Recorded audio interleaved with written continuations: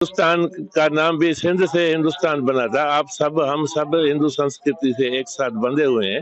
धर्म है और यही हमें मैसेज है हमारे लिए कि हम अपने धर्म में रह के और हम अपने बच्चों को ये मैसेज दें। तो फर्स्ट टाइम ही आए हैं। बचपन से सुना था कि प्रयागराज एक उत्तम धरती है जहाँ मौका दिया है कि हम यहाँ पर आए, यहाँ पे देखें वो कुंभ मेला जो बहुत नसीब वालों को अवसर मिलता है, तो हमें बहुत अच्छा फील होता है। तो जो पाकिस्तानी हिंदू महाकुंभ मेले में गए थे, उनका ये मानना है कि हम इंडिया में रहना चाहते हैं। 30 करोड़ लोग यहाँ पे दुनिया भर से इकट्ठे होते हैं। 22 करोड़ तो हम हैं, मतलब 2 पाकिस्तान की आबादी मिलाई जाए तो वो सारी दुनिया के जो हिंदूज हैं वो वहाँ पे इकट्ठे होते हैं। महाकुंभ का मेला, ये एक मैं थोड़ी सी हिस्टोरिकल पर्सपेक्टिव से बता दूं अगर आपको, तो ये हर 12 साल के बाद होता है। नमस्कार दोस्तों जैसे कि हम सभी जानते हैं कि महाकुंभ चल रहा है। अब कुछ दिनों में ही महाकुंभ खत्म होने वाला है। अब 10-12 दिन ही बचे हैं। महाकुंभ में पूरे देश के कोने कोने से लोग आए हैं, पूरी दुनिया से लोग आए हैं और इसी के साथ साथ ही पाकिस्तानी हिंदू जो हैं वो भी बड़ी संख्या में यहाँ पे महाकुंभ में आए थे। हम उनमें से बहुत से लोग वापस नहीं जाना चाहते हैं, वो भारत में रहना चाहते हैं, क्योंकि भारत में जो उन्होंने देखा है जिस तरह से, अब उन्हें लग रहा है कि पाकिस्तान हिंदुओं के लिए एक नर्क से ज्यादा कुछ भी नहीं है और ज्यादातर लोग अब यहीं रहना चाहते हैं। आप इस सबके बारे में क्या सोचते हैं? क्या वाकई पाकिस्तानी हिंदुओं को यहाँ रखना चाहिए? आपके जो भी विचार हो कमेंट बॉक्स में जरूर लिखिए। वीडियो अच्छा लगे तो लाइक करें, शेयर करें, चैनल को सब्सक्राइब करना ना भूलें, बेल का आइकन प्रेस कर दें लेटेस्ट नोटिफिकेशन के लिए। आइए आगे बढ़ते हैं इस वीडियो में। प्रयागराज आए हैं, लेकिन आज जो हम आए हैं महाकुंभ के मेले में, ये एक बहुत बड़ा अवसर है। ऐसा शायद हमारे जीवन में 70 साल की उम्र में हमने कभी जो है ऐसा अवसर नहीं देखा है। भाग्यशाली हैं कि हमारे साथ जो जितने भी बच्चे बूढ़े आ गए हैं सभी खुश हैं और यहाँ आके हमें बड़ा आनंद आया है। हम अपने आप को भाग्यशाली समझ रहे हैं कि हम इस जन्म में जो हमारा महाकुंभ का मेला आया है वो शायद अब हमारे जन्म में तो नहीं आएगा, लेकिन हमारे बच्चे जरूर उसमें ज्वाइन करेंगे।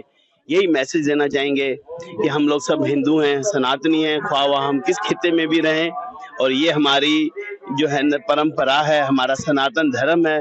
और यही हमें मैसेज है हमारे लिए कि हम अपने धर्म में रह के और हम अपने बच्चों को ये मैसेज दें कि हम भी इसी संकल्प में चलें और यही स्नान हमारे जीवन में आए और हमारा जीवन सफल हो जाए। यहाँ बहुत अच्छा फील हो रहा है, हमारा बहुत अच्छा एक्सपीरियंस है। जैसे कि हमने टीवी में देखा हुआ है, मीडिया के माध्यम से देखा हुआ है, और हमारे गुरुदेव ने हमें ये मौका दिया है कि हम यहाँ पर आए, यहाँ पे देखें वो कुंभ मेला जो बहुत नसीब वालों को अवसर मिलता है, तो हमें बहुत अच्छा फील हो रहा है इसका। तो कभी सुना था इस महाकुंभ के बारे में?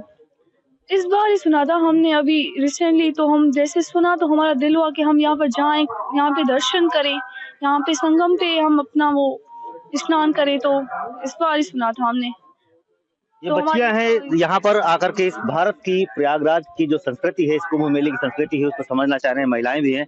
आप यहाँ पर आई हैं, आपने इस व्यवस्थाओं को देखा, तो इस महाकुंभ में आकर के कैसा लगा आपको? बहुत अच्छा लगा हमें, और हम तो फर्स्ट टाइम ही आए हैं। बचपन से सुना था कि प्रयागराज एक उत्तम धरती है जहाँ पर अगर स्नान किया जाए उसकी नदी में तो बहुत उत्तम होता है, जन्म सफल हो जाता है। और यहाँ आकर वो लग रहा है, यहाँ पर पूरे अरेंजमेंट्स बहुत अच्छे हैं।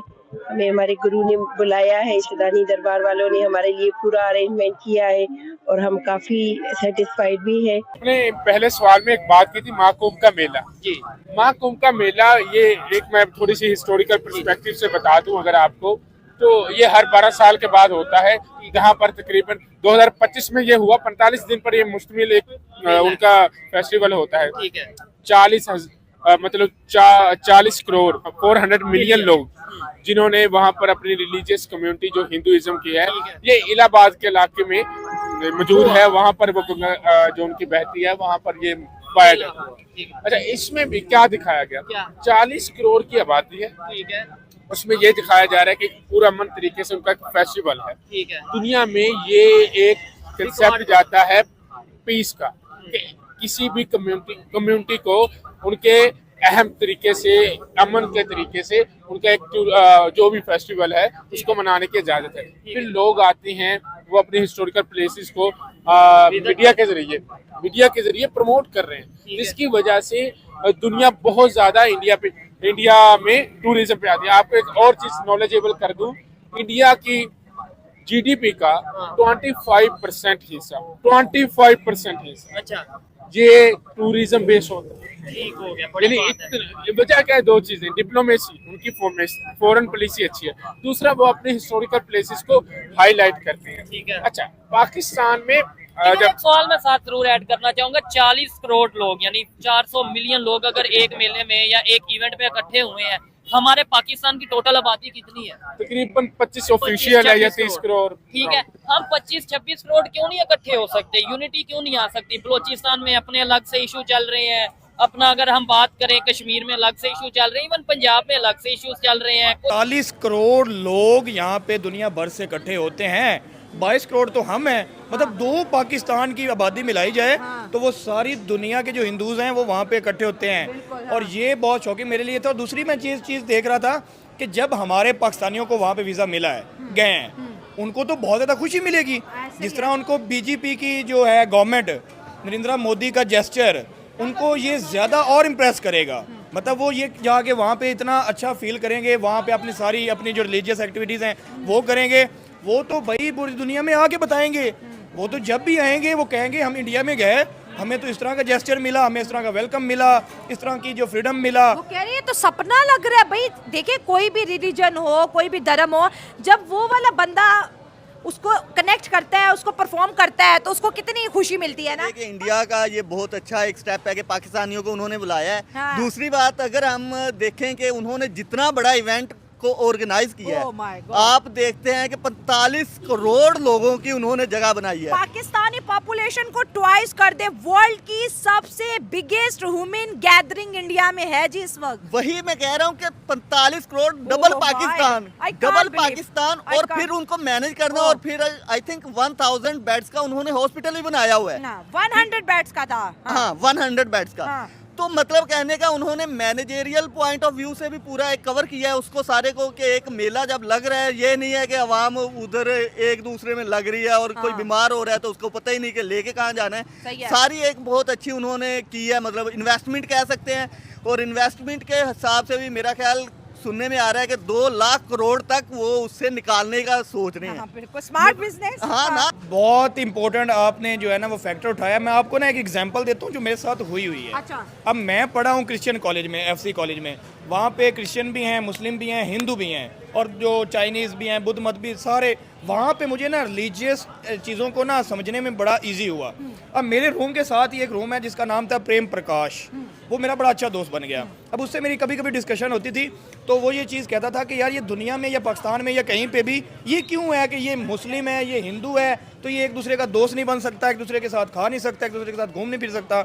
बड़ी इंपॉर्टेंट डिस्कशन हुई और फिर उस सवाल से एक जवाब निकला। उसने कहा मैं पाकिस्तानी हूँ बट मेरी ख्वाहिश है कि मैं कभी इंडिया जाऊँ, मैं इंडिया में जाऊँ, वहाँ पे विजिट करूँ, जितने भी हमारे मंदिर हैं।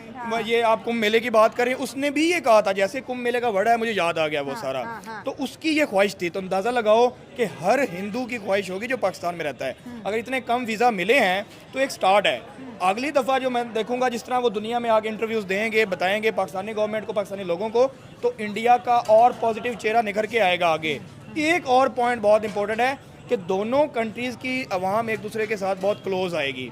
एक दूसरे की रिलीजियस एक्टिविटीज़ में आना जाना क्या करता है, ब्रदरहुड बढ़ाता है। क्या हिंदू, क्या मुस्लिम, क्या क्रिश्चियन, क्या बुद्ध हैं तो इंसान ना। आपको नहीं सबसे लगता पहले कि ह्यूमैनिटी यहाँ होती पे है। भी सनातन धर्म से लेके बहुत इंपॉर्टेंट पॉइंट्स है जिसको हिंदू जो है विजिट करना चाहते हैं।